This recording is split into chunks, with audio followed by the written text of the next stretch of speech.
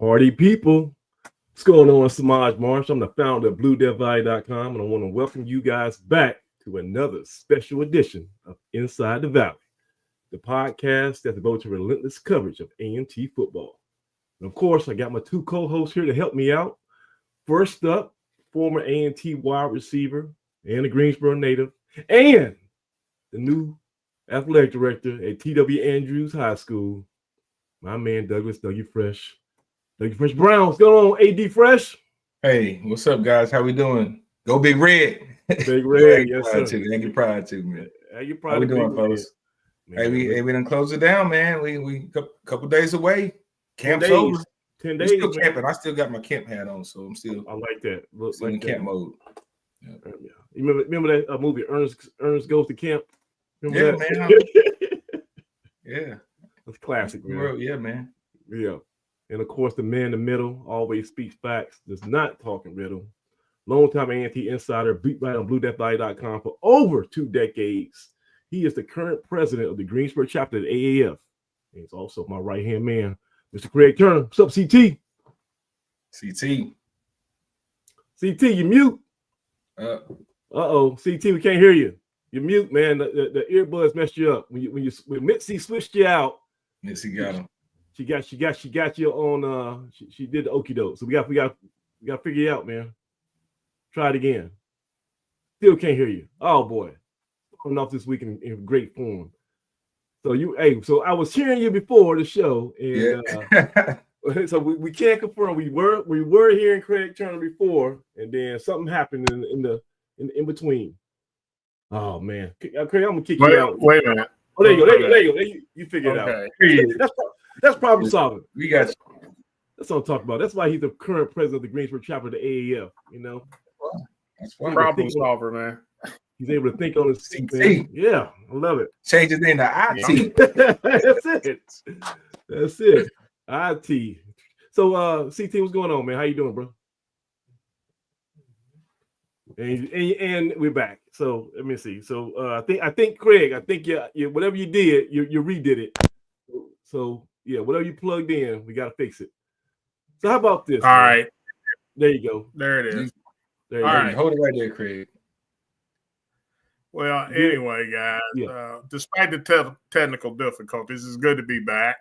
Great to be back, man. Great to see you. Yeah, it's we're only a week away, and Aggies are getting pumped, ready to make that trip to the West and take on Tennessee State. Interesting week. Big week.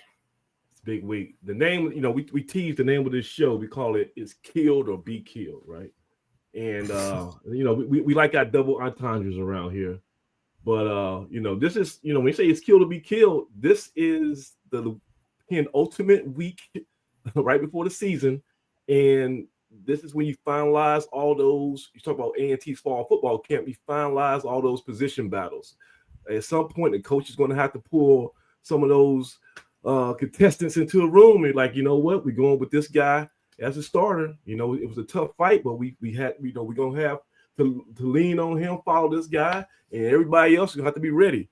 And so I think, and you know what, since we have a new coaching staff, I don't really know exactly how they plan on handling it. I know we do have our first press conference of the season next Monday, and Sean Gibbs will be there, of course, and he'll be probably presenting the media with a initial 2D depth chart. And so at that point, even if he does kind of play coy, that's usually when the proof is in the pudding on at least what he wants to present to the public. And you'll see, who's starting quarterback, who's starting running back, who's the X wide receiver. We still don't know all that kind of stuff. So it's kill or be killed. Like right now, if there's still a couple of days before they make that decision, you got to go all out. And Doug, you've been a player, you've been a coach, and now administrator. Talk about the battles of the fall camp and right before the season. This what is it like from each of those perspectives, man? Well, I mean, at this point, you hope that they're coming to an end, right? Like you had your last couple scrimmages, things are winding down. Your health comes into effect right now. You're trying to make sure you're healthy going into your first game. So you think that you'd like to think that your coaches have a good idea who they're going to roll out there as to take the first snaps. The guys in the team, right? You probably got a good feel of who you believe should be out there leading your team. But the reality is there's still some time and anything can happen between now and the game. And we've seen over the last couple of years within our program, was going to be a starter on the first game. And then, unforeseen things have happened. Coaches have thrown curveballs, and that's part of, some gamesmanship at times. You always want to keep that close to the vest. I'm a big fan of that. I don't think there's an advantage unless it's within your team to putting out and naming your starter, especially in a matchup like this when there's so many unknowns, not only with your team, but with your opponent, right? So any advantage you can gain by not showing your hand, I think is a good deal. But battles are still going, but you're getting to the point where you're starting to simulate game weeks, right? Like you play next week. This week should mirror a lot of what you're going to do next week so you guys can get in their routine of what it's like to compete. And then by the end of the week, you probably simulate some small game or special team scrimmage to get ready for next week. So the hay's not quite in the barn. The Aggie dog is not quite in the house yet, but they're getting close. And those guys are in good spirits, man.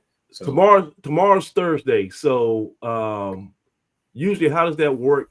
When you're preparing for game week, do you you don't have any more like scrimmages or anything like that on Saturday morning scrimmages? You don't do it anymore, right? Well, I think at this point, you're pretty careful what you're doing. Again, anything that you can do to simulate what game week or game day will be like, kind of working towards that. Refining your game plan. You're probably already starting to put in some things with Tennessee State, so you guys got a clear idea of what the plan is to attack the opponent. But then again, we got a new staff. Coach Gibbs, Coach Core, they do things differently sometimes. Coach Jones, he's a fiery guy on defense, man. So I'm sure they have a good handle on what their plan is. It's not their first rodeo. Those guys have been a part of some really successful ball clubs. So whatever they've done in the spring in the past, in the fall, early camp in the past has been successful.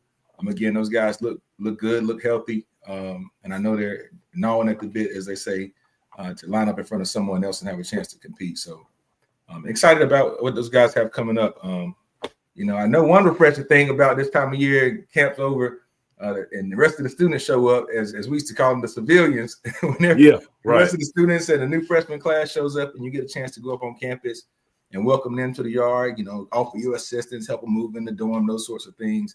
That's what really gives you that feel that school is back in, and then we get ready to play a football game. That's any football player that's been through camp and spend the last couple of weeks just looking at each other and a few people on campus. We used to say, man, you get those camp eyes. You've been. It's just you. I think the volleyball team, basketball's doing a couple of workouts, the band, and those are the folks you're sharing the calf with this time of year. And then everybody else shows up, and it's like, oh, that's right. We do have the largest. 15. Then the other 15,000 dropped in out of nowhere, and you really feel it. I couldn't imagine. You really feel it, man. Yeah. So we are going to talk all about fall camp, and Craig Turner blessed us earlier this week. Well, in the last week, actually, right after we got out the last show, he blessed us with the second installment of his annual Blue Death season preview. This time, he focused on that Blue Death defense, and he went super in depth on all the position groups, all the battles, all the key figures, people you need to put a little star by that name to keep an eye on. So we're going to go and take a deep dive in that in a second, talk about that 2025 version of the Blue Death defense, because they say defense wins championships, right? And so we got to make sure that those guys, especially, I'm still kind of uncertain about what we're going to get from the offense, being that we're going to have so many new people battling to be under center. And KJ White is the elder statesman in the group, as far as just knowing the personnel and stuff like that. And he is still, I think, I'm not sure if he's fully cleared, but he's still dealing with the effects of a broken leg just in the springtime. So somebody under center is going to be, I think, at the most is going to be a sophomore. And I don't think Champ Long or Braxton Thomas, any of them, they probably don't have 2 full quarters of football under their belt combined. So it's going to be interesting to see what happens. So I think the defense is going to have to carry offense early on, keep us close in games, give us good field position, give us a fighting chance. But the reason why we called it is kill or be killed is not just because it's those intense position battles and mano a mano. We also, not only is this A&T football camp winding down, A&T's volleyball camp is winding down. They about to begin their season this weekend for exhibition. And so, Dougie, you go to a lot of volleyball games. When that spike comes down, they call it a kill shot. Kill. And we saw a couple kills last night, man. We were on the hardwood with some of the best Aggies ever put out, Arlene and Darlene. Oh wow, the twins, man. You talking about some kills? Yeah. So we actually got one of the new up and coming Aggie volleyball stars, Miss Tyne Ross.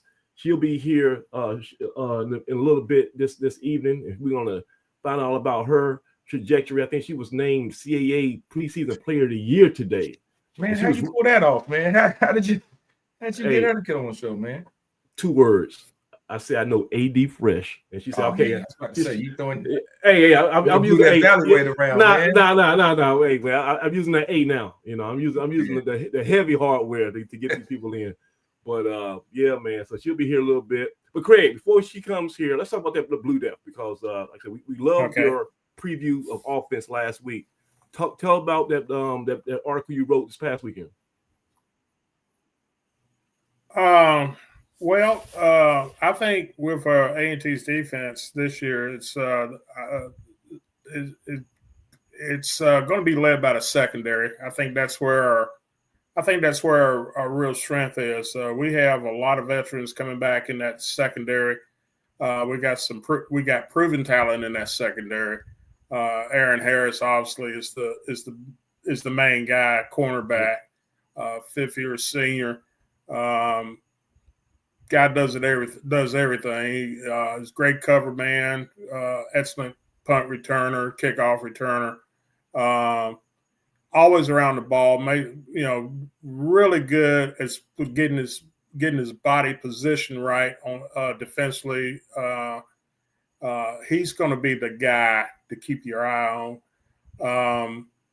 The other corners, we Cam Mannix is back. We lost him last year at strong safety. He's back now. He's healthy. Okay. Yeah. Really, really, really strong. Strong safety. Brings the wood when he goes after people. I saw it last year. Real good coverage. Well, yeah. So we got some younger kids that are going to play a part. Kristen Tyson's going to be a factor this year. Got pushed in early on as a freshman. We knew he was going to be good when we were recruiting, but I think he's another guy that's going to excel either at safety or at corner. Trey Mittman's back. Yeah, 21 Savage. I was going to ask about him. I was going to ask about 21 Savage because I saw him flash a lot last year. He's from Durham. He's from Durham, right? Bull City. Right. And, right. He's from Durham. Really started as a freshman after game 1 and acquitted himself pretty well. He went through some growing pains early, but as the season went on, he became a reliable asset at safety. I like Stephen Davis. We missed him last year because the arm, but he is a dynamic corner. He comes to play, that when he got hurt last year, that really hurt us depth wise. So having him back.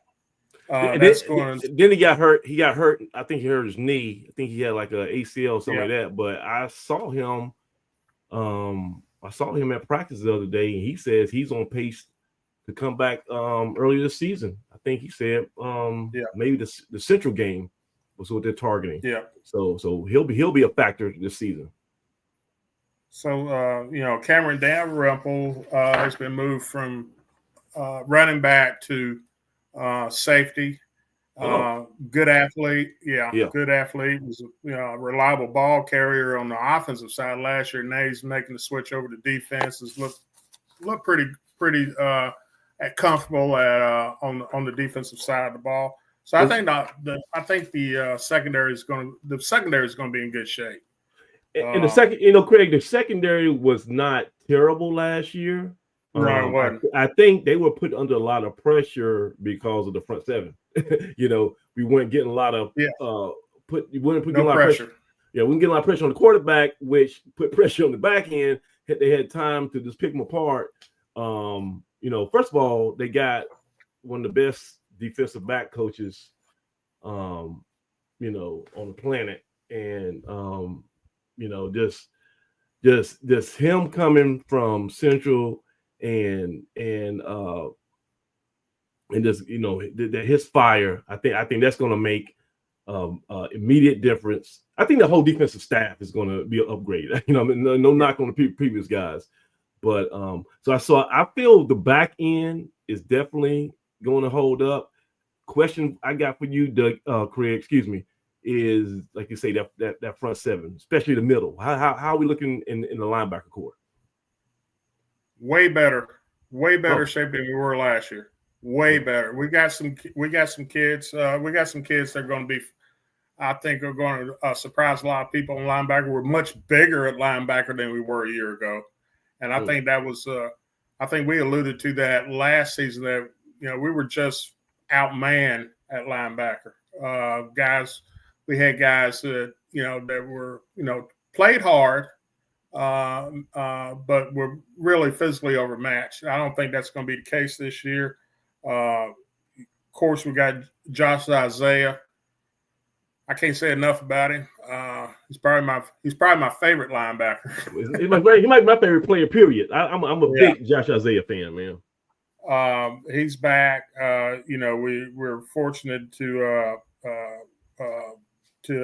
have another two more guys that they're coming back this year, and that's Jaden Williams and David Mack. Both of those guys got a lot of experience last year, and that's going to help us in the middle. We got a bunch of new faces at linebacker. I'm really intrigued by Eddie Conover, who's a true freshman who I thought in the spring game he was he really stood out. He really stood out to me. But he's got the body type, he's got the speed, got good range, short tackler, and I think that's the biggest thing about those linebackers I've seen in practice so far this year. They're tackling much better than they did a year ago. So it's going to be real interesting to see exactly how they transform into this new defensive set that they have. Charlie Dixon moved over from offense, and if people remember, when Charlie came out, he was really being recruited by a lot of Power 5 schools to be a linebacker, to be a heavy hitting linebacker. He's got really good speed to the ball, big physical type. So I'm looking to see how he does playing linebacker after being on offense for the last couple of years. Marcus Roberts came in transferred in here from Campbell. Didn't get to play a lot down at Campbell, but physically he's one of those guys that can really help you. Got good instincts, runs to the ball fairly well. So I think linebacker we're going to be in much better shape. I think the physicality of the linebackers is so much better than what it was a year ago. So I don't look for us the gaps, those big gaps that we had last year in that middle. I think we won't see a whole lot of that this coming season. Yeah, another guy, I forget. I don't know if you mentioned him tonight. I know you mentioned it in the article, but Terry and George. Every time I go to practice, I see him flying around, and he's getting a lot of reps with the first couple of units. So I think he'll definitely be a factor. It's great that we have depth, and it sounds like we got versus last year a little more size and even more speed. So I think, like I say, when Coach Gibbs assembled this talent, he just didn't throw a dart at the board. He had a master plan on what he wanted, his prototypical guys. And Doug, you know, as a coach, when you feel confident about what you have, you know, going into a season, it's just you can play poor mouth all you want. You know, Broadway was always good about trying to downplaying the expectations, but I can just look at Coach Gibbs and I can hear the other assistant coaches, and they think they have something here. You know, they might not want to put a win total on it, and you know, and say we guarantee this, but the way they are interacting with these kids and just, you know, barking at them, you know, because you got to be kind of like a you know, psychological stuff here. So you're not. They expect a lot of greatness out of this unit, and I just from the vibe I've been getting from this observing it the last couple of days, I think, Dougie, this we're gonna be a little bit better than advertised. Well, I believe Coach Gibbs when he says he's not results driven. You know, he's process oriented, right? They're focused on the process, and this is all part of their steps. You know, and the wins will come if you do what you're supposed to do. The wins will come. But those guys believe they can win every game that they go out and play, and then they've shown in the past that they can compete with anybody they put the ball down with. So that hadn't changed. But one thing Coach Gibbs is good about, man, you know, he's fiery on the field, but he's pretty even keeled off the field, right? You know, what you see is what you get, and he's a straight shooter, man. So I think his kids appreciate that. One thing I noticed about those guys, they seem to have come together, right? They seem to be gelling at the right time, man, just off the field, and they're a close bunch, man. So when I see one or two, you know, they're usually hanging out with their position group, and you know, those guys are, you know, yes sir, no ma'am, you know, and real, you know, just straight up good guys, man, and in the linemen, and you guys said it last week. Those guys look different out there, man. Some of those guys put on some weight. Saw Big Sterling Wiggins, man. It's just like we said, he's a grown man, and if you've seen his father before, you know, he's starting to get his grown man strength like his dad, man. So excited for those guys, man. And again, having that fresh start, what feels like a fresh start with the new staff, even though there's some familiar faces, I think it's going to benefit those guys. And you know, it's right where we want to be, man. Right where we want to be. You know, let them pick us wherever they want to pick us. We're just gonna go out there and play football, man, and do what we do. So. Well, we were picked by the pundits, and I use that word like we were picked by the pundits to finish dead last in the CAA, and the reason for that is defensive wise, we were dead last. We were 16 out of 16 teams. We gave up an average of 38 points a game. Good Lord, you know, 62 touchdowns. You know, we had a rough go, but that was then. This is now, and one of the things, hopefully, Craig, that will be the harbinger of our improvement will be some improved play on the defensive line. Do you have any information you can give us about the defensive line for 2025 for A&T? Well, yeah, I think our starting lineup on defense is going to be fine. You got Chris Allen back, and I'm really looking for him to explode. I think he's due. He had a good first year under Brown, and for whatever, you know, through all kinds of circumstances we know about last year. But I look for him.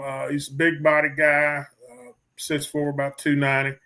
I look for him to be a stalwart up front.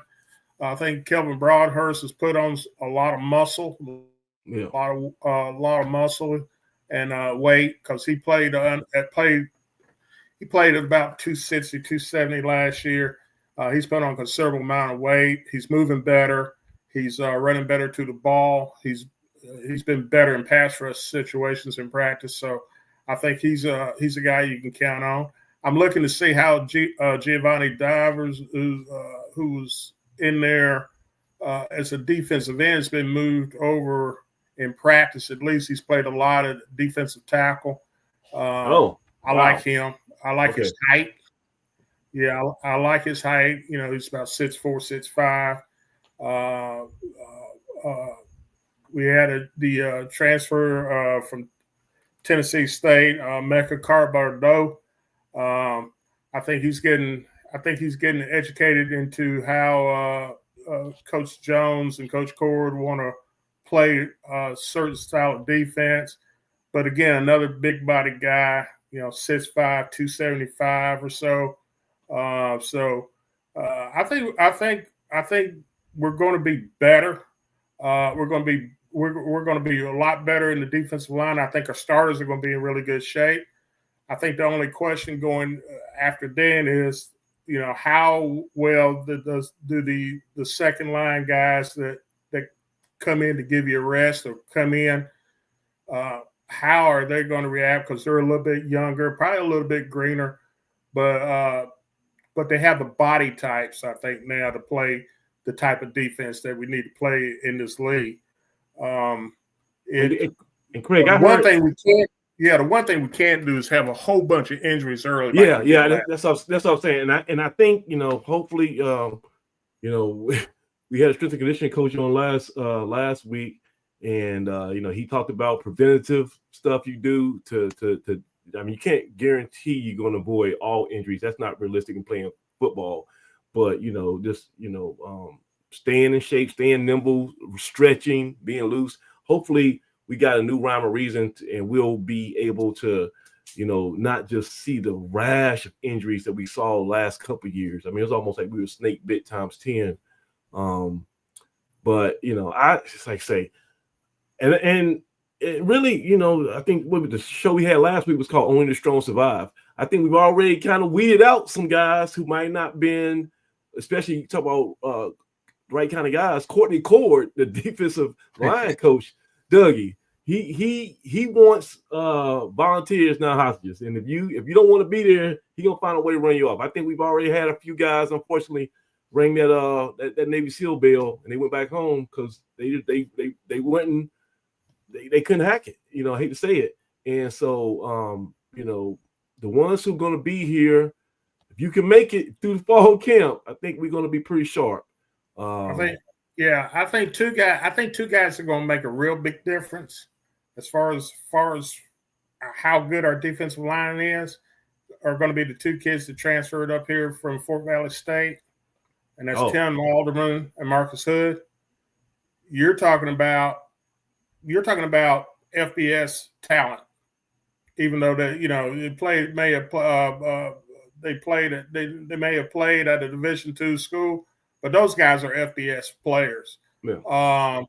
And Marcus Hood's 6'2", 285 or 6'3", 285, I think. And then Alderman, who played at Austin Peay last year, is coming in here as a grad transfer. He is a physical specimen. I mean, this guy can flat play.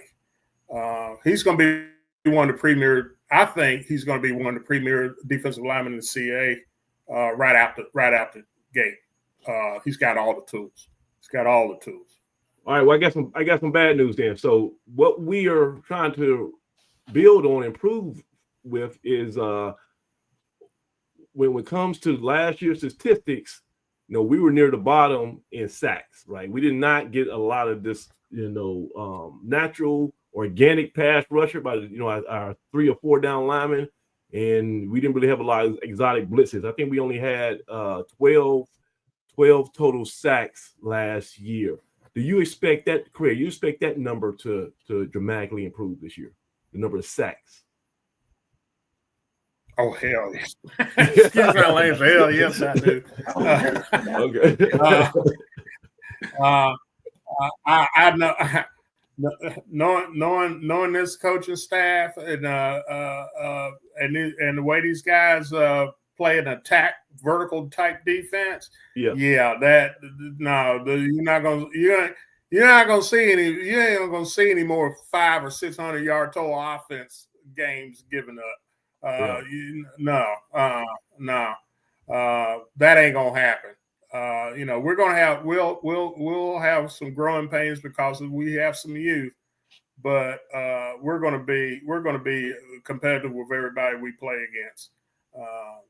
I can guarantee you that. One thing the A&T is going to really concentrate on, and you can take this to the bank, they're going after to stop the run.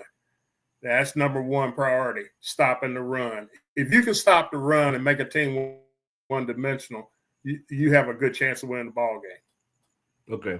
That's just simple. That's just simple football.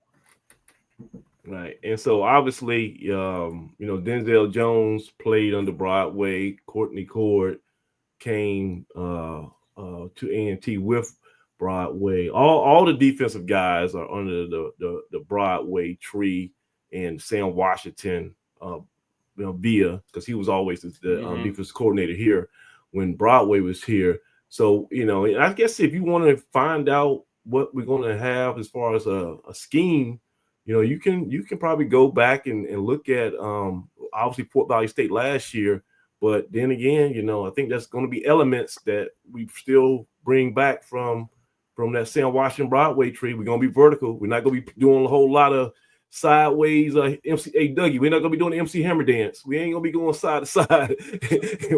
You might get a stunt here and there, but we're going to be trying to get straight down the field. So I feel good about that. Yeah, I think you everybody's muted today. There you go. You good, Dougie? Yeah, I'm good. Sorry about that. That's all right. Hey, yeah, you're a busy man. No MC Hammer. Yeah, no MC Hammer. that typewriter thing, man. We ain't seen that this year. Yeah. And so, like I say, we got 10 days, man. I mean, not this Saturday, but next Saturday, we're going to be in Nashville, Tennessee. And that's going to be Nissan Stadium. Is that the name of it, Craig? Yeah. Yep, Nissan Stadium, home of the Tennessee Titans. Yeah. Right. And I know you found with the AAF, you're finalizing the bus trip and all the details with the ticket packages. I understand that you had to put your foot down and you said, "Nah, y'all not gonna do us dirty. Y'all not gonna put us in the end zone. We need some premium seats in the 50-yard line." So tell us all about what the package now entails for the people going down to see this game. I think that originally when they first started advertising for this game, they had all the A&T fans in the end zone. 4 sections into the end zone. The way Tennessee State works, they don't open up. They don't open up the entire stadium for this ball game. So they had basically about I'd say a little over half of the stadium that was going to be open of the bottom level was going to be open for the game. Well, evidently they didn't realize the A&T fans travel, and we travel large, and they have now opened up the other side of the stadium to accommodate the demand for tickets. So we were fortunate to have a good relationship with the Tennessee, forged a good relationship with the Tennessee State folks during the summer, making all the arrangements for the AAF trip up there, and so we've got all of our travel group. AAF fans are going to be on the 50-yard line right behind our bench, and so they're going to open that. I understand they're going to open that up for public sale. Or they probably have already done it, but we made that switch earlier today. But they're going to open up the other half of that level, so you should be able to get tickets in there without any difficulty. Good deal. So, Doug, are you gonna be able to get down there, Dougie, this next week, or you got other commitments? It depends on whether or not I'm able to get my permission slip signed, man. I got it. Lady, man, she's she's wanting to go as well. I don't know that we can accommodate the entire family. I got a tight schedule, man, so it's easy for me to go and come back, get in and get out. Early morning flight. I can be back before noon on Sunday, the way I roll. But with the fan, you gotta make different accommodations. So we'll see what what happens. But I mentioned to be out there, man. Last time I was out there was 1999. Of course, the championship year when we went out there and beat the #1 team in FCS in the first round of the playoffs. So I feel like I'm supposed to be out there. So we'll see if I can work that out. But man, the Tennessee State fans on Twitter were just so surprised. They were like, "This is the first time in a long time we've opened up the other side. We never opened up the other side." And someone politely reminded them that they didn't open up the other side. We opened up the other side. Yeah. The Aggies are coming. The Aggies are coming is why. So, man, I want to be in the number. To be in the number.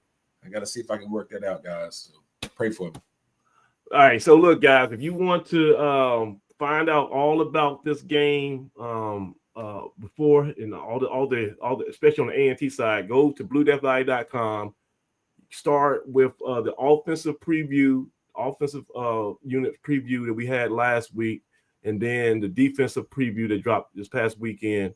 That's both of those are still on the site. Craig he answers all the questions for you, right? And is that the final installment? Are you doing special teams or anything like that? How we got anything else coming before the season? Yeah, special teams is dropping. Special teams is dropping Saturday.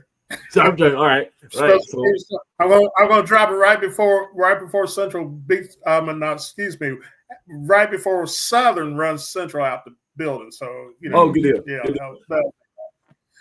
Good deal. So here's the deal too. So the press conferences, the weekly press conferences, they start next Monday. So I'm gonna try. My schedule's a little bit kind of different this year. I'm gonna try to steal away and go to their press conference. I know there's a lot of people want to get some good information. Now, I like to be the voice and the eyes of the fan base. I might not be able to go to every press conference this year, but I'm gonna try to do as many as I can. I will not be able to go to Nashville because got some other obligations. So we'll see what I'll actually be in Durham, not Central, but Memorial Stadium out there. But so hey, it's coming down to the wire, man, and I feel good about things. Also, volleyball season is about to start. We're about to bring on a special guest in a little bit here. But yeah, the volleyball program, Craig, real quick, just to give people an idea. They were almost left for dead 2 years ago. They were, it had a lot of defections from the program, players leaving. The team was really kind of like I won't say mediocre, but we just really didn't hit our stride.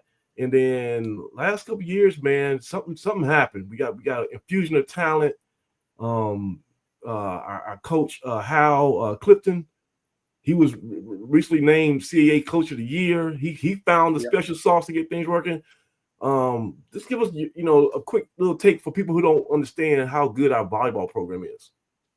Well, if you look at last year, I think we were picked to finish in preseason. We were picked next to last or last place. We weren't supposed to do much. We had most of the ladies who had been on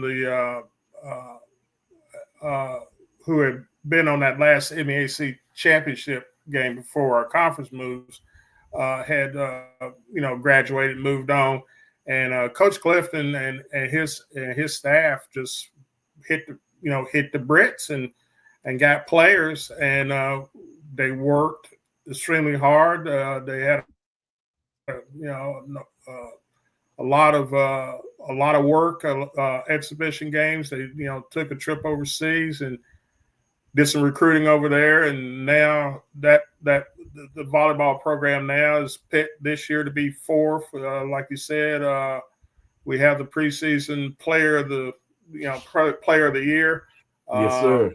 I think this volleyball team may be better than the fourth they've been picked for this year. It's kind of like our women's basketball program. It was a growing process, and A&T now is one of the big dogs in the CAA. Yeah. So I think women's sports at A&T is exceptional. It's something, and a lot of credit that goes to the young ladies on that team because they work hard. If you haven't been to a volleyball game, they lay it out. They lay it out.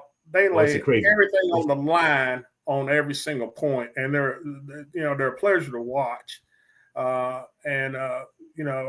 would like to see, I like to see us fill up more gym. More gym ain't that big anyway, so it won't take a whole lot to fill it up. But if we can put a standing crowd in there, for our matches, they get hyped up when obviously when you got a bunch of people in there supporting you.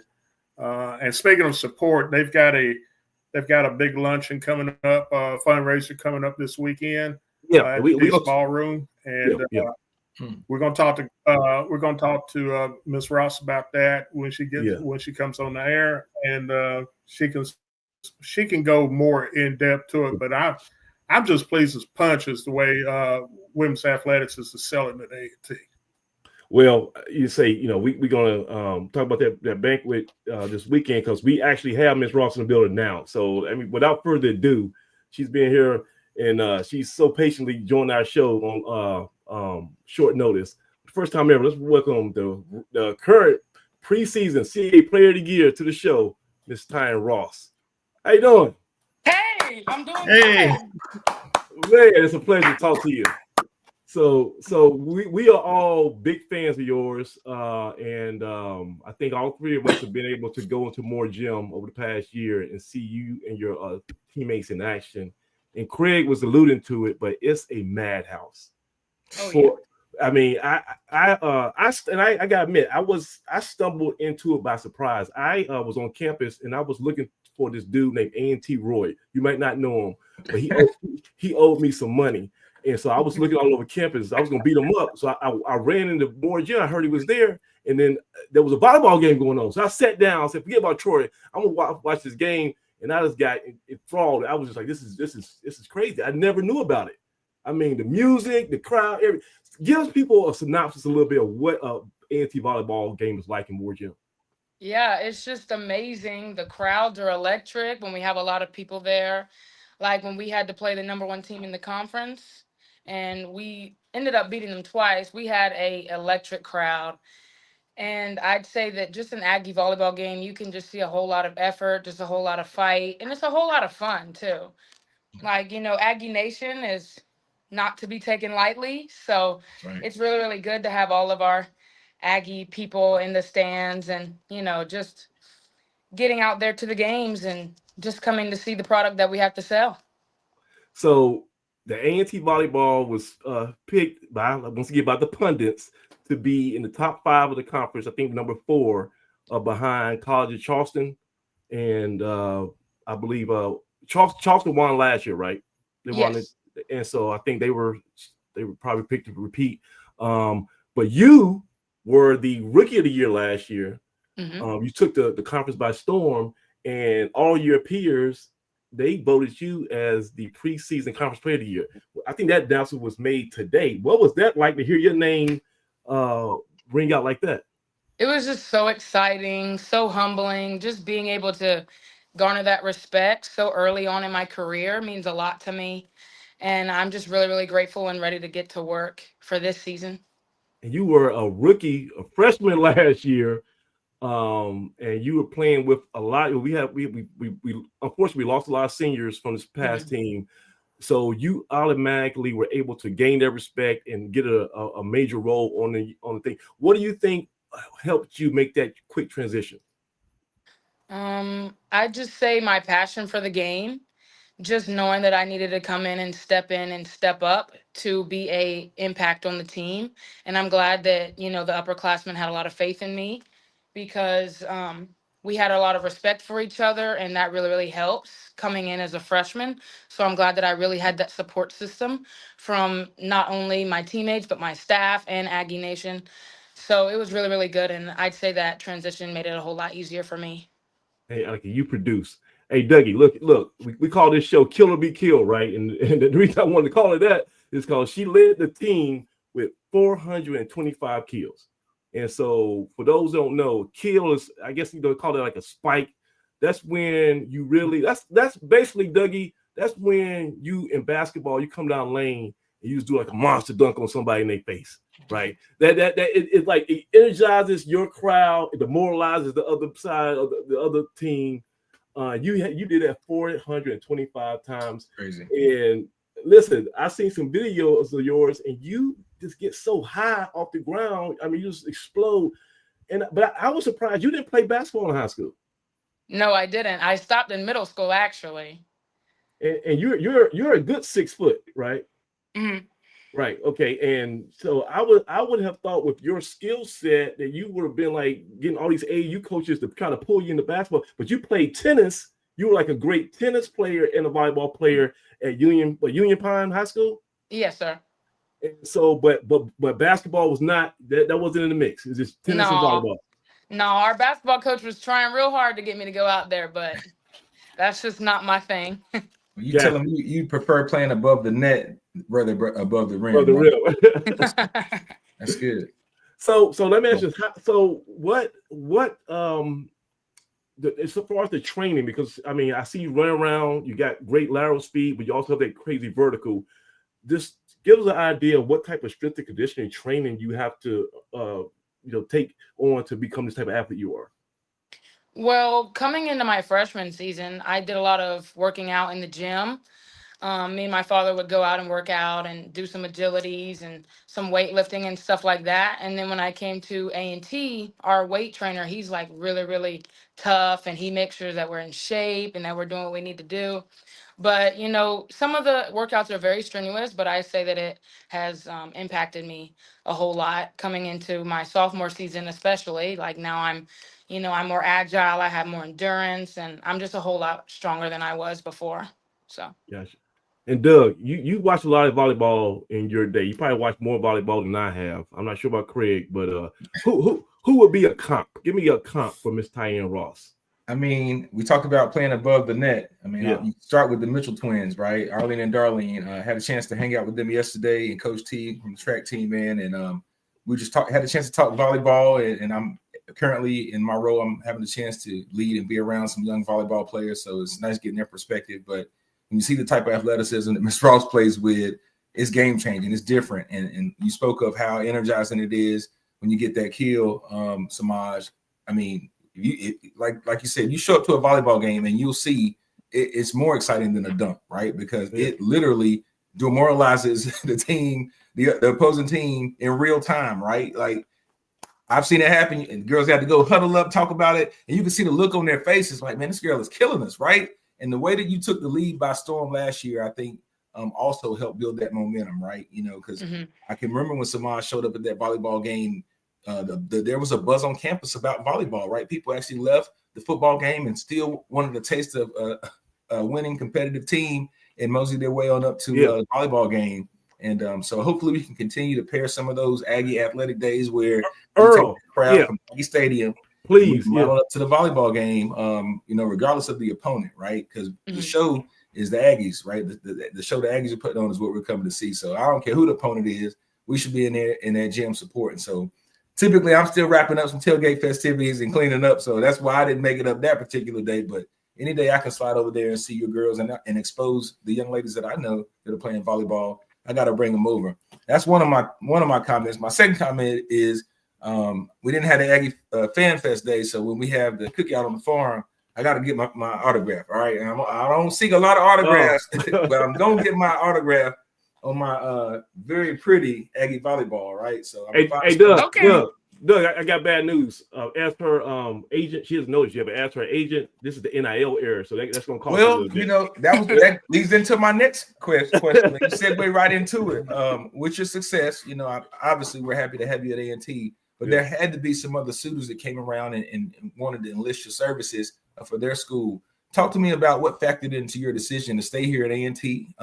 First of all, we're glad to have you, and we're happy that you showed up here. But what factored into your decision to stay another year in this era of NIL when kids can pretty much go where they want, every other semester?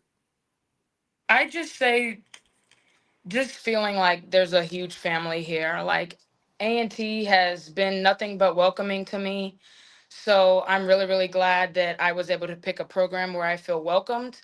And I think we have something building here. So I really don't want to miss out. So I'm really enjoying practices, games, just being around Aggie Nation and all that stuff. So my decision to stay was just to be around people who look like me, and just environment where I know I could thrive, and a place where I know that we're getting better and we're improving and we've got some good players. So I just I wanted to build something here. So that's mainly what my decision to stay was. And talk I really like the comment you made about that you're having fun and the analytics should be fun. That's something I truly believe in. Few teams have more fun than the women's volleyball team. I mean, you guys are doing TikTok, you're doing videos on Twitter. You guys have chants. I mean, I think it's somewhere in between women's volleyball and women's softball. I mean, in terms of just team spirit. And how important is that when you're on the road and there's not a lot of fans in the stands, supporting A&T on the road? How is that? Does that help out a little bit? Yeah, it's very important. Like, we make the most of it, even though we may not have a lot of people on away games, but we still try to stay together and stay upbeat and, just having our own fun and just being together and stuff like that. And it also just helps that we all respect each other and we're all very nice to each other. And we also get along, because I think that's helped us in our team dynamic as well. Right. Awesome. I was going to ask about your coach too. He's getting some hardware. You got the Rookie of the Year and the preseason Player of the Year award, but Hal Clifton, right? Mm-hmm. Hal Clifton. He got the Coach of the Year award. So let's talk a bit about your relationship with Coach Clifton and the impact he's made on your development. I'd say that he's a really good coach. Like, when he recruited me, I knew that he had a philosophy that, like, at the end of the day, it's just volleyball, nothing too serious. Like, it just reminds me of like why I decided to play, like not wanting to make it too serious, but remembering why I play, which is to have fun and just do what I love. And that's really, really what I like about Coach Hal, is that he lets us embrace, having fun and, making mistakes, because, some coaches might be a little upset if you making mistakes, but he just teaches us how to embrace it and come back from it. And that's what I really, really like about Coach Hal. And see, you said something there that made me think, because I know with volleyball is almost like AAU basketball and travel baseball, where your school is almost the secondary. It's all the summer league and the travel teams, club teams. I know I had a coworker, and she moved to Indiana, like Muncie, Indiana, because her daughter was like a top volleyball prospect. So did you, in high school, did you go to the heavy on the club scene, or was that not your deal? Yes, I was mainly on the club scene, because I had played for my high school my freshman year and my sophomore year. But since tennis and volleyball were in the same season, I decided to prioritize tennis and work hard on the club circuit, because that's mainly how I got recruited. Like, through my club, I was able to get exposed, and that's how I got exposed to North Carolina A&T. So yeah, I was definitely on the, heavy side of club volleyball mainly. Gotcha. Mm-hmm. And you say tennis. So are you still keep up your tennis game on the side? Or can you still serve and your backhand, is that still strong? Yeah, I think I can still do it. I mean, I haven't really played in a while, but I know it's like riding a bike. I'll get back into it easily. So, I probably need to go out there and swing a few shots, but yeah. Well, one thing you can do is play volleyball. I got a real quick clip, I think, from your in the playoffs when you guys faced St. John's. Here was a play we saw where you were. I think you got that dig, and they pulled it back to you, and bam, that was the hammer. That's that kill we talk about, guys.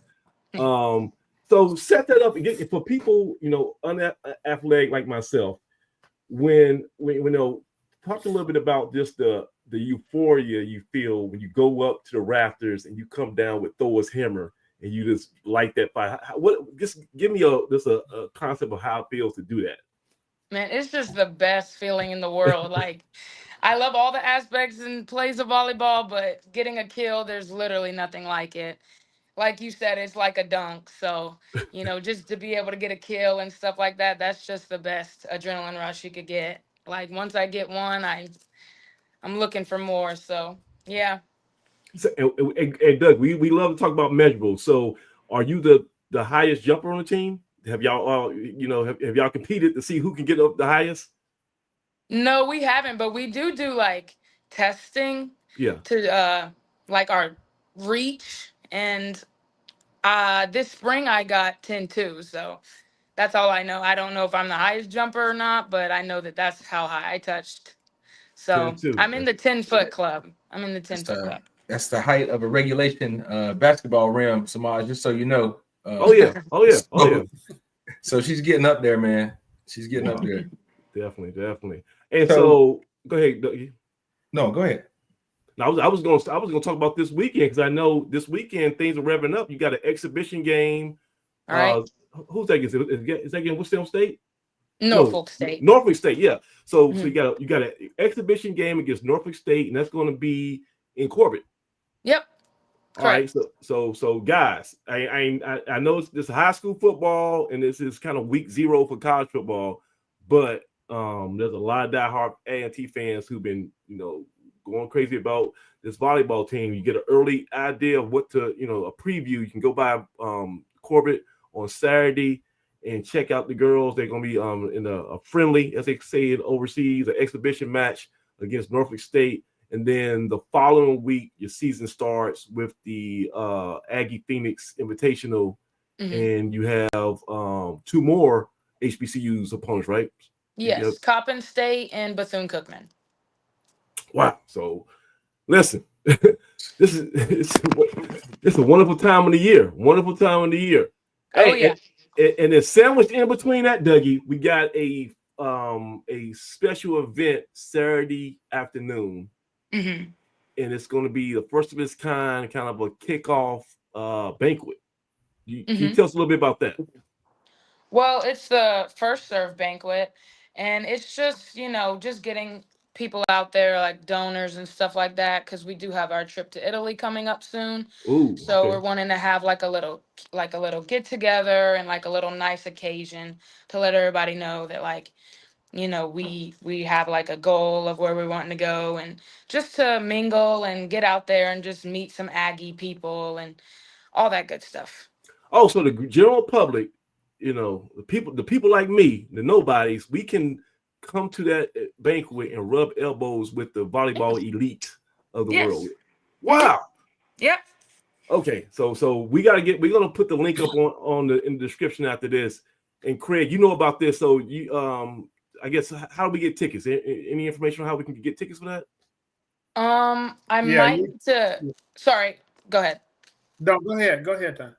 I was just gonna say, I believe there might be a link on Instagram. I think it says some more information about that, but other than that, we'll figure it out. We're gonna figure it out. We're gonna drive some traffic to you because that sounds like a cool event.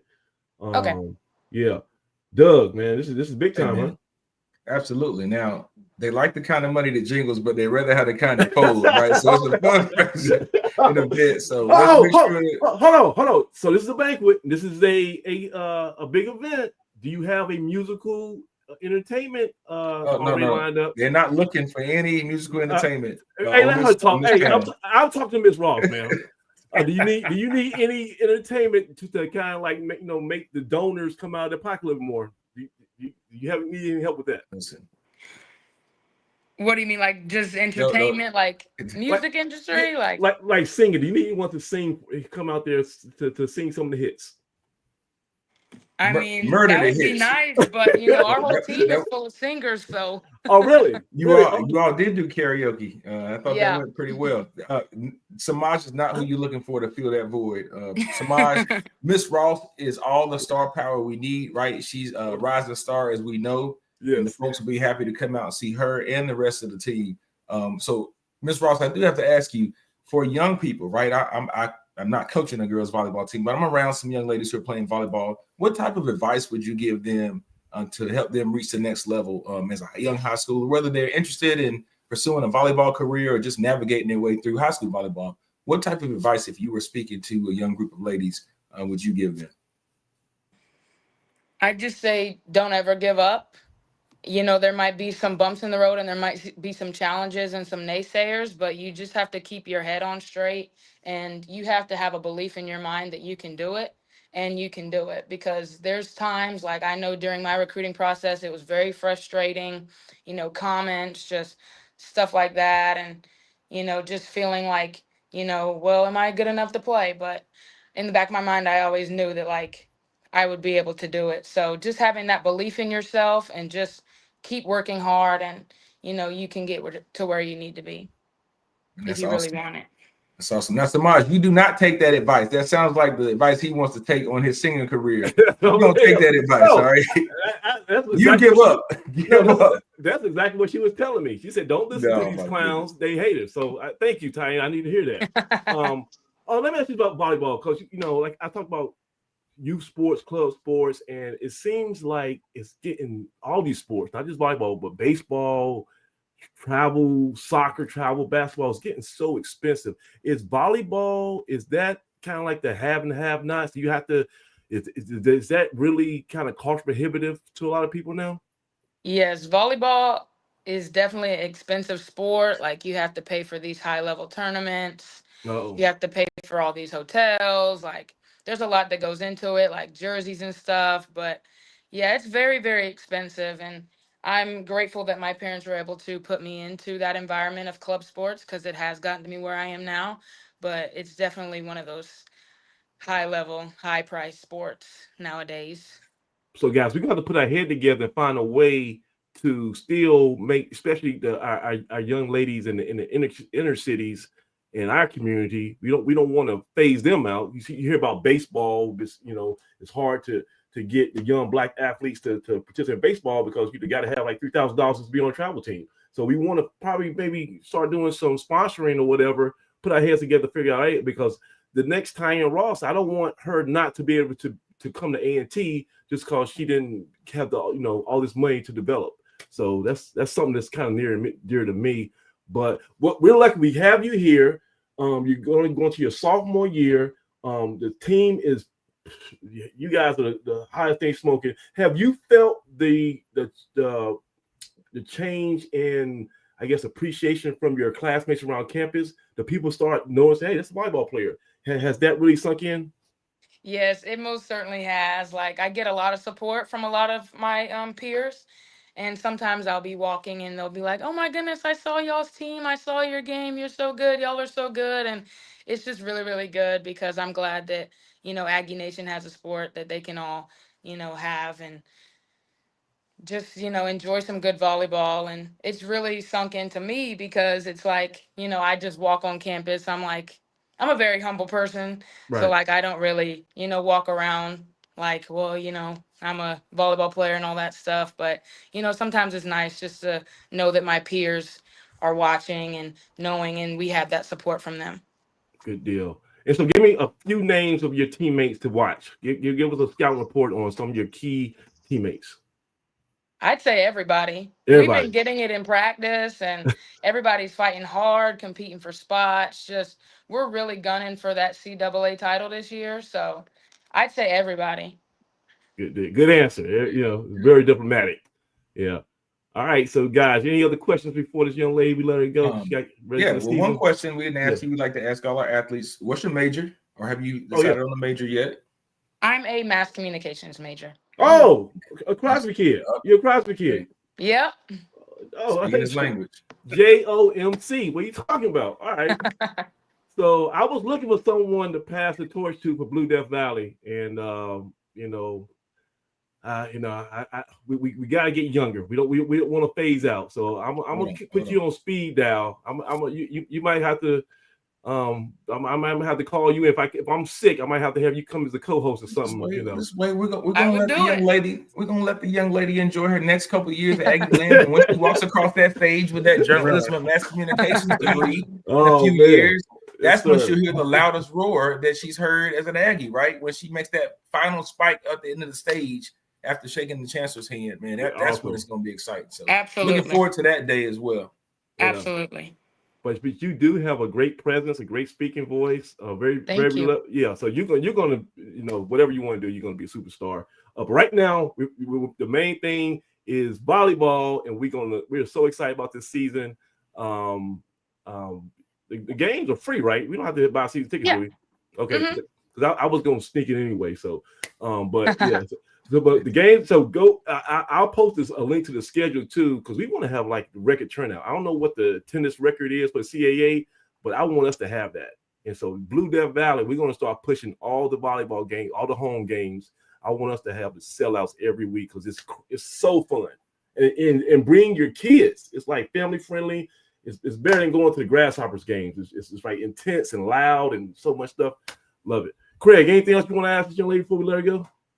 No, I was getting ready to say for folks who can't make it out to the banquet on Saturday, you can place donations in for the volleyball program. If you're looking for the link, you can go to the volleyball page on North Carolina A&T Athletics, or go to Facebook, AAF Greensboro, and we have the link posted there to get your tickets or just to donate money to the volleyball program in general. So in our meeting last night, we had several of our members took that link in and put in donations over. Every little bit helps, no matter how small. We'll take it. And they're going to Italy. They're going to beat up some girls in Italy this year. So right. they need to have their money to go. They need that money. For that trip. So, all right. So Tyne, I know you are still in class and still preparing for the year. So we're going to let you go. Hopefully we can get you back here after a big win. Who's like your arch rival in the CAA? Is it Charleston or anybody else? Elon? I'd say Elon definitely, because that's like in the Piedmont region. Yeah. I'd say for us is Hofstra. Oh. Because we had a tough matchup with them and we weren't able to, get that win. So they knocked us off in the conference tournament, right? Yes. Oh, so we got some scores to settle. Yes, we do. Okay. So Hofstra, I'm gonna mark the calendar for Hofstra. That's gonna be some good stuff. Oh, yeah. And they're coming to our house this year. So we need all the support we can get. We need it to be loud and rowdy. Oh, man. Dougie, we might have to go ask Keith McClooney to go to the costume shop. We might have to break out some costumes for that game. Old school. Auntie Roy on deck. Auntie Roy. Get him on deck. He'll do something. All right. Thank you so much, Ms. Ross. And so it's been a pleasure. We can't wait for this upcoming season. Congratulations on being your preseason nod for Player of the Year. We'll get you back here when you're the postseason Player of the Year after when you win everything. So we're so happy that you're here, and we look forward to more and more things from you. Thanks a lot. Thank you so much. Thanks for having me. All right, Aggie Pride. Aggie. Appreciate you. Oh man, that was fun. Hey. Tyne Ross, the rising sophomore volleyball player. So look, I just put the link out in the chat and online. We're going to be here for about 22 more minutes. We're going to get out here right at 9:30. So we want to open up the show to all you knuckleheads. We do have a collection of misfits that we have to talk to, that we're legally obligated to talk to, Craig. I don't want to, but we got to. If you got any questions you were afraid to ask, this is the time. Craig is taking all questions about the football program. We can talk about Tyne Ross, her awesome personality, and anything else you guys want to talk in between. So click the link in the chat online, on Twitter, in the A&T fan forum. You'll find it. But we got somebody, our old guy, Ian, A&T 94. I get 94. Bring him to the show. What's up, 94? Gentlemen. Yo, hello, man. Yo, to the good news. All right. Man, that was a phenomenal interview. Yeah, she's a classy lady, man. Hey, look, one thing about A&T, man, she's like, we just, just the caliber of students that we have, student athletes, it's always mesmerizes me, man. I mean, just like these people are like Rhodes scholars, the creme de la creme, and they're coming here to little old Greensboro and our campus and just doing great things, man. This is awesome. Tyne Ross. Those Crosby kids are all right. Of course, I'm partial, being that I have one, but yeah. Well, I am one. Oh, and we got Dave, man. What's up, guys? My man. Dave, what's up, man? Whew. You in full swing, man. It's about the time we get Dave back, baby. He's been in camp too. He camping still. I am. Well, no, there was no training camp this year for the Panthers. The fans weren't allowed this year. They won't be allowed next year either. Oh, I was wondering the work that you do, right? You still the inside. He still got the inside scoop. Oh yeah, no, I got friends down there, so we got info, but it's been different. How you feel about that, Dave? Man, Dave, you looking good. Hey, first of all, Dave, you looking good though. I see you doing some push-ups over there, man. Everybody can say I'm losing weight. I lost a little bit. That's good, man. A little bit. Yeah, but so Bryce Young, is he gonna be the answer? Is this gonna be his coming out party? I think he's gonna be better this year. I'm still worried about the team defensively. Defensively, we're still not where we need to be, and we'll know real quick. I'm just because I'm curious to see what the owner's going to do if we have a slow start this year, because he has the habit of firing our coaches pretty quickly. Yeah, I think he don't want to do that no more. Hopefully, we're gonna find out. We're gonna find out because there's gonna be some level of resolve. I mean, I had high hopes for this team, and then I saw those first two preseason games, and I'm rethinking everything. Oh man, come on now. You had. Don't say it's just preseason. It's preseason. That's all. You know what? You know what the fans said was just preseason last year too. You know what happened in the first game of the season? We lost to the Saints 47-10. So I don't want to hear it's just preseason. Well, hopefully A&T will they'll come out the gate running a little bit better than they did last year. I gotta take for y'all for that one. I'm gonna be in Nashville for that game. You can be in Nashville. They only have 5 players that are returning that had more than 200 snaps. That's Tennessee State.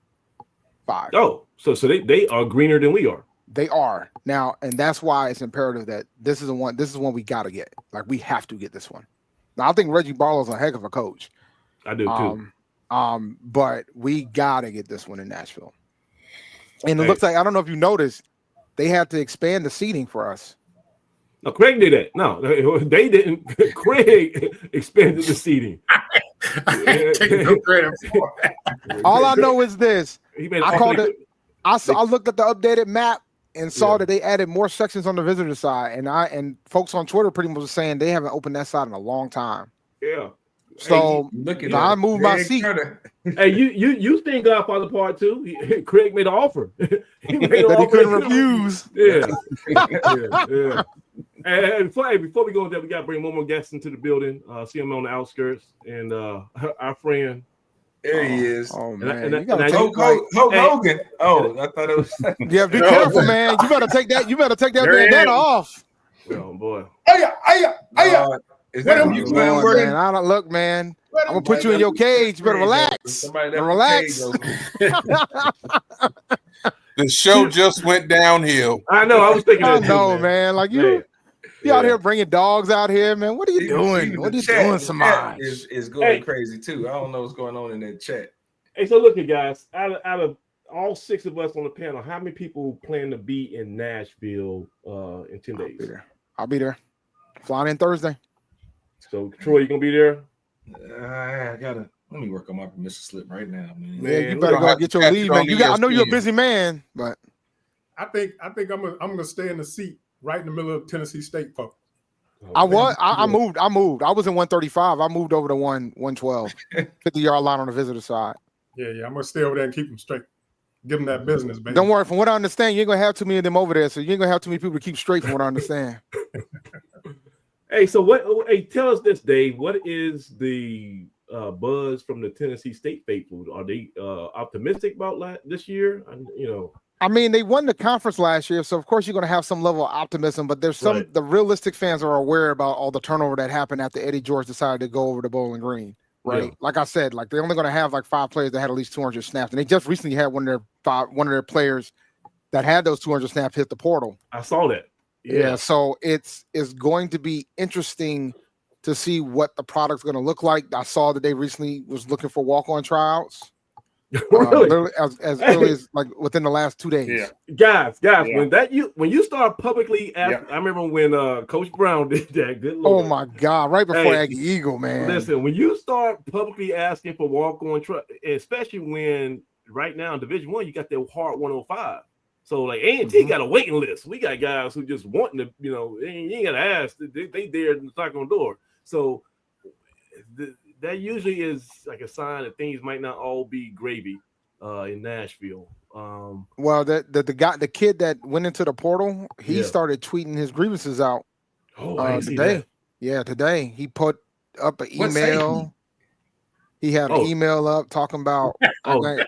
Hey, Dave, why don't you flip the screen and find that for us, because that might be kind of juicy. I didn't see that. That's oh my God, man, you out here? Hold on, let me see here. Yeah. Hey, give me 1 second. Yeah. In the meantime, 94. And we throw it to you, Troy, in a second. But 94. The thing you are most optimistic about, and the thing you are most concerned about this upcoming season, 94. Well, you teed that one up nicely. It's just amazing to me that coming off of a stretch of 2 wins and 21 losses over 2 years, how optimistic we are. I'm just excited at the fact that if nothing else, we are going to be competitive, and we've got some swagger back, and I really, really think that we're going to surprise some folk. Now, I'm not saying that we're going to compete for a conference championship this year or whatnot, but I don't think that people are going to realize until they get on the field with us that we bring in smoke, and I'm really excited about that. What I'm most concerned about is people understanding that this still is a process, and we still got some things that we've got to build upon. But just being in the atmosphere and being around campus last weekend, while I wasn't able to see them up close last Wednesday, when I saw Doug and everything, I failed to mention to him that I was actually kind of watching the guys, and it was raining outside, and those guys, they were still getting it.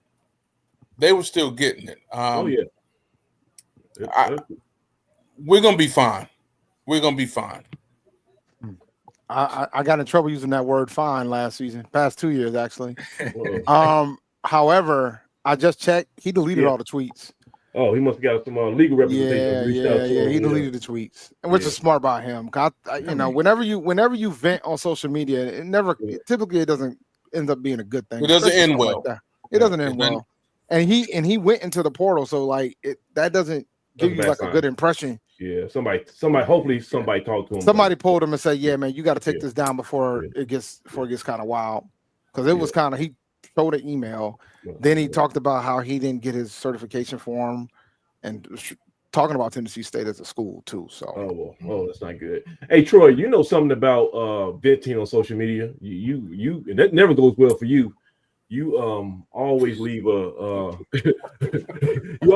lot of destruction in your wake whenever you come through. You sure do on whatever platform. So Troy, let's talk to you. I had to bring you on that, not because I like you, because I don't, but you are the reigning Blue Death Poster of the Year. So that kind of gives you carte blanche to come on the show whenever you want to.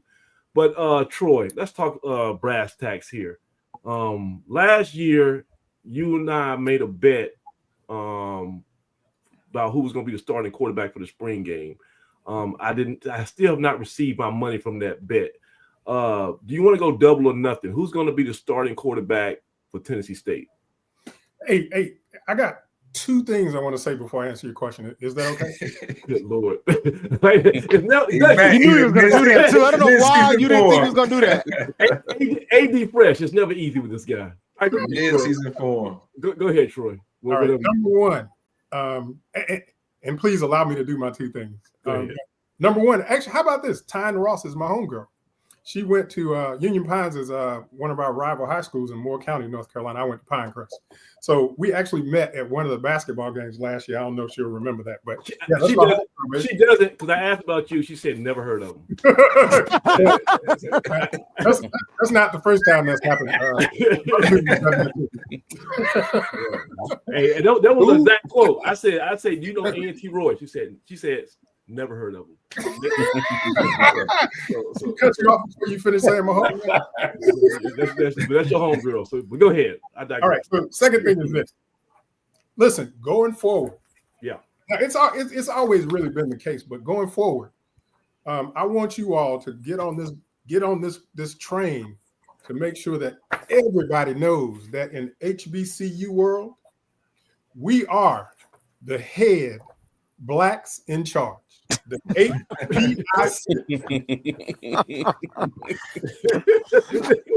Colors don't matter. I'm gonna tell you something right now. LT Roy. Let me be clear when I say this. If we don't start winning games, they're gonna change what that B stands for. Hey, look, it's not just about football. I'm talking about the overall package, the overall thing. You need to say this during a different season. Hey, so football, basketball, all that. We have 15,000 enrollment, right? Our enrollment is at 15,000. Yeah, we're the largest HBCU in the country.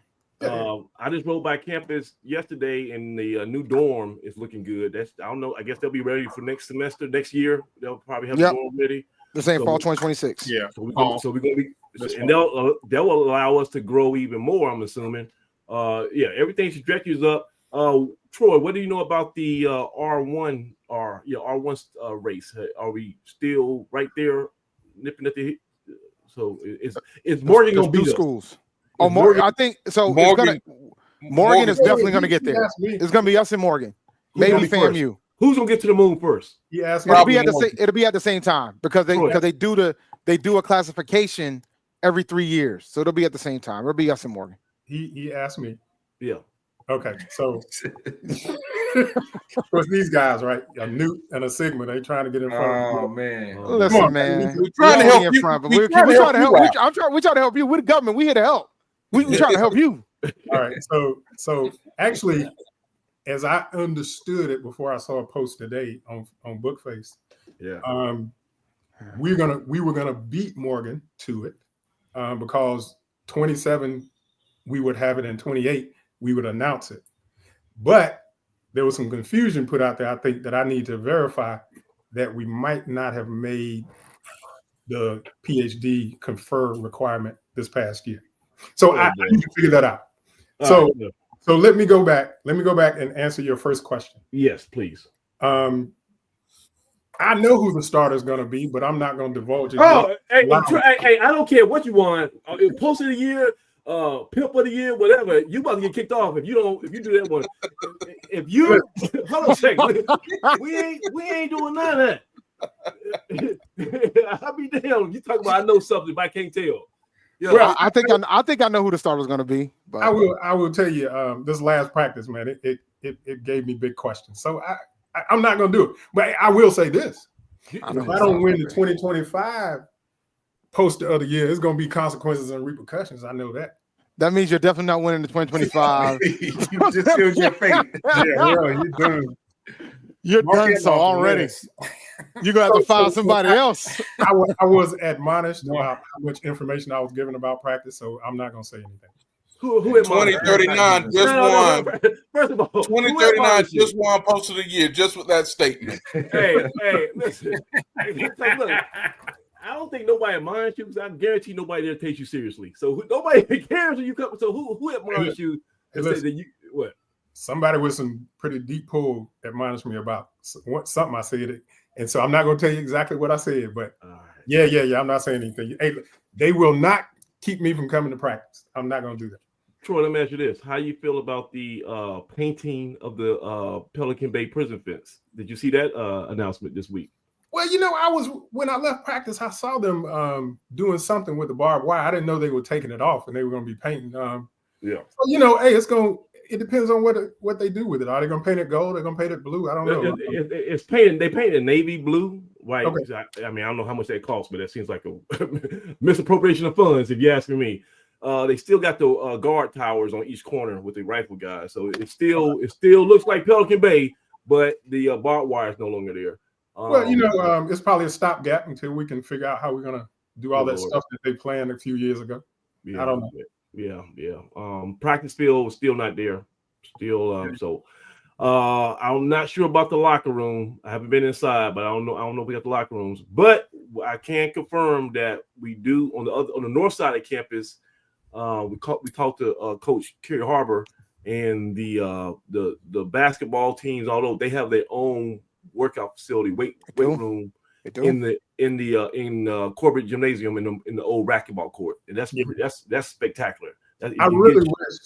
I really wish they could figure out a way to put a second level in there because it's a lot of wasted space up top. I might talk to facilities and see what they might be able to do. Right. I got that connection, right? Right. And you are an architect major, right? That's what you went to school for? Oh, I got resources. No, you didn't. No, I got resources. That was a return. I mean, he was in the College of Engineering. I mean, to be, you want to, you wouldn't. I got resources that can do it. I'll tap my resources. So guys, that's we got good. We only got 5 more minutes here. Let's bring this bad boy home. Next Saturday night. What time is the game? Is it 3:30? 3:30. Yeah. That's gonna be a tough commute. So are you guys flying? I hope. Or are you I'm flying. I'm taking a flight out of Boston, man. I'm going straight flight, Boston, Nashville. Yeah. Actually, hold on a second. Hold on, real quick. Dave, what's your daughter at? What school did she end up going to? She's going to Hofstra. Oh, she's a Hofstra. She's the enemy. Yeah, I'm literally driving her down Friday. Wow. Okay. Driving her down Friday. She got into a leadership program, so she's gonna go 5 days early.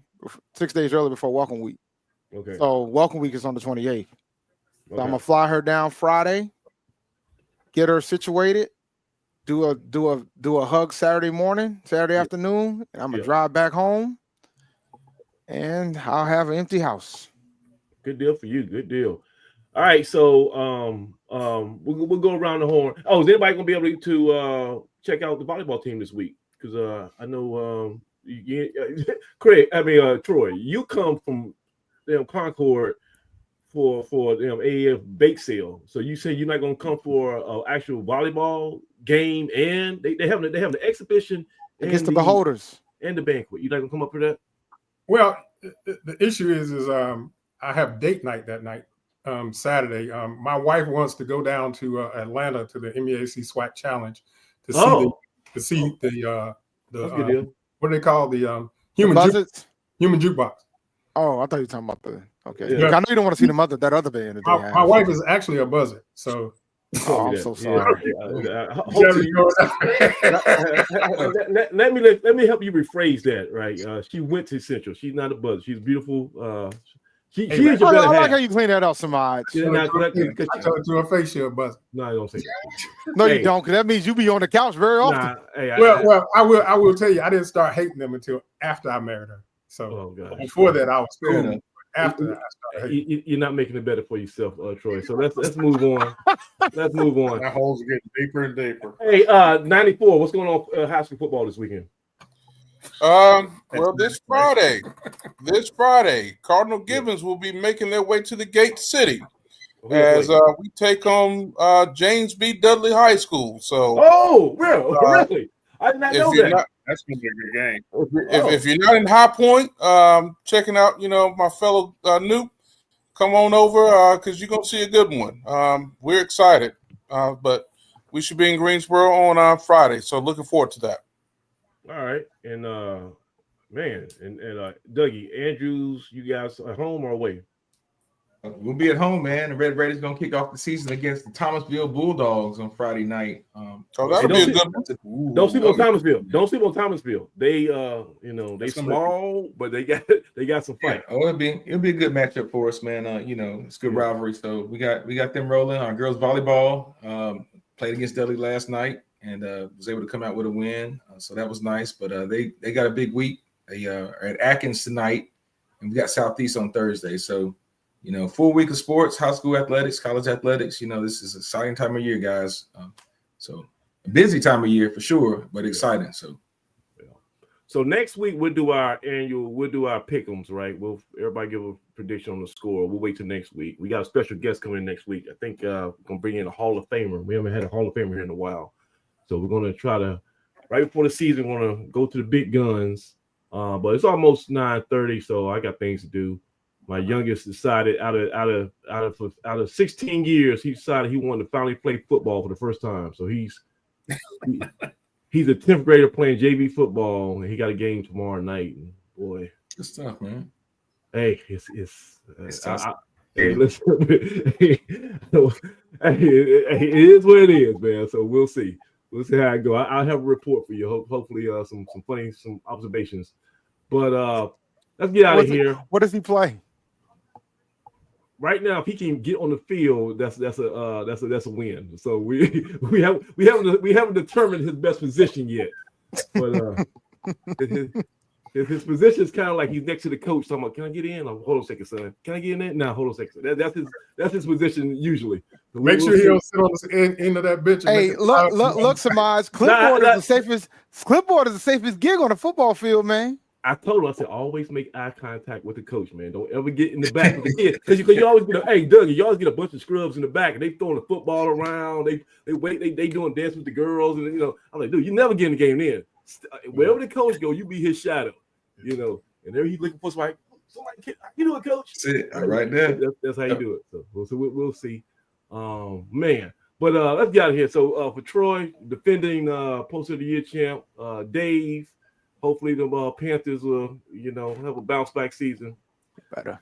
94 still in the world of education. I think you and Dougie got to get together, man, and talk shop because y'all the two administrators around here. Yes, and sir. of course, AD Fresh over there at TW Andrews and High Point.